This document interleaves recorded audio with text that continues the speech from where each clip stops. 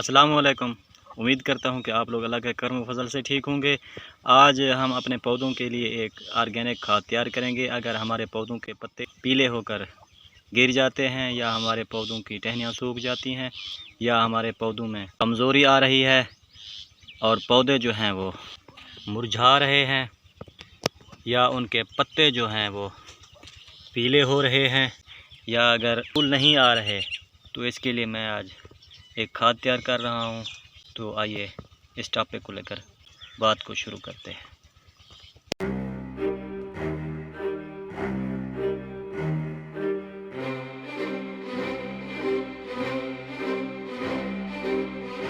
ये मेरे पास एक कैन मौजूद थी, मैंने इसमें 16 लीटर पानी भरा है और मेरे पास ये चीज़ भी है। तो हम आज जो है एक ऑर्गेनिक खाद तैयार कर रहे हैं जो कि हमारे पौधों के लिए बेहतरीन और फुली ऑर्गेनिक है। जैसा कि हमारे पौधे कमज़ोर से हो रहे हैं या उनके पत्ते पीले पड़ रहे हैं इस तरह से, या फूल उठा रहे हैं, फूल गिर रहे हैं, फल गिर रहे हैं, तो इसके लिए आज एक खाद तैयार कर रहे हैं। ये 16 लीटर मैंने इसमें पानी भर दिया है। 16 लीटर पानी भरने के बाद मैं जो है इसको मिक्स करने जा रहा हूँ। ये मेरे पास एक गुड़ मौजूद है जो कि 1 साल 1.5 साल पुराना गुड़ है। आपने भी किसी शॉप से लेना है तो जानवरों वाला गुड़ लेना है। घोड़े वगैरह खाते हैं या भैंसें गाय खाती हैं, तो ऐसा गुड़ आपने ले लेना है। वो पुराना होता है, उसमें बैक्टीरिया की मिकदार ज़्यादा होती है।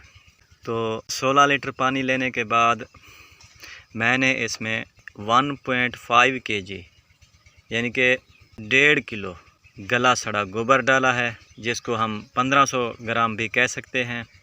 उसको डालने के बाद अब ये मेरे पास गुड़ मौजूद है, ये मैं इसमें गुड़ डाल देता हूँ। गुड़ डालने का मकसद ये है कि गुड़ में बैक्टीरिया मौजूद होते हैं और गले सड़े गोबर में भी बैक्टीरिया मौजूद होते हैं। इससे जो है हमारे बैक्टीरिया की मिकदार जो है, तादाद जो है वो ज़्यादा होगी, बढ़ेगी मिकदार। तो जब हम ये खाद यूज़ करेंगे, हमारे गमले की जो मिट्टी होगी उसमें ज़्यादा मिकदार में बैक्टीरिया पैदा हो जाएंगे। उसमें जितना भी ऑर्गेनिक मैटर होगा या जितना फास्फोरस होगी उस मिट्टी में, या पौधा ग्रोथ नहीं कर रहा होगा, तो ये जाकर अपना काम करना शुरू कर देंगे। आप लोग जानते हैं कि बैक्टीरिया 2 किस्म के पाए जाते हैं। एक नुकसानदेह बैक्टीरिया होते हैं और एक फ़ायदेमंद बैक्टीरिया होते हैं।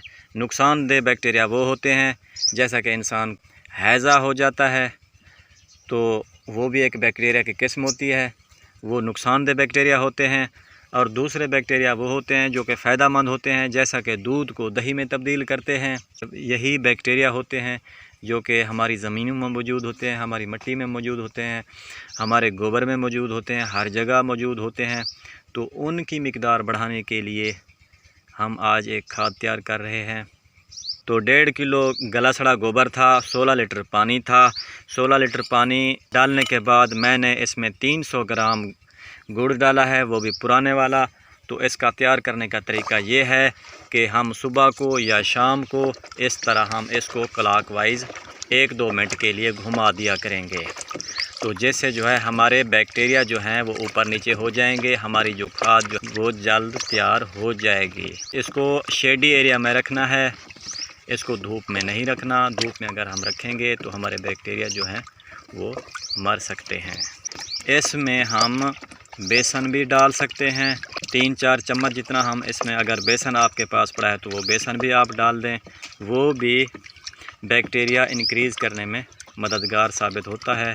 तो इस खाद को बनाने के लिए हमें 7 दिन दरकार हैं। 7 दिन के बाद हमारी ये खाद जो है तैयार हो जाएगी। जब ये तैयार हो जाएगी तो इसको आप लोग छान लेंगे। छानने के बाद आप लोग अपने पौधे में, जैसा कि ये पौधा है, इस पौधे में आप लोग इसका 1 गिलास अप्लाई कर सकते हैं।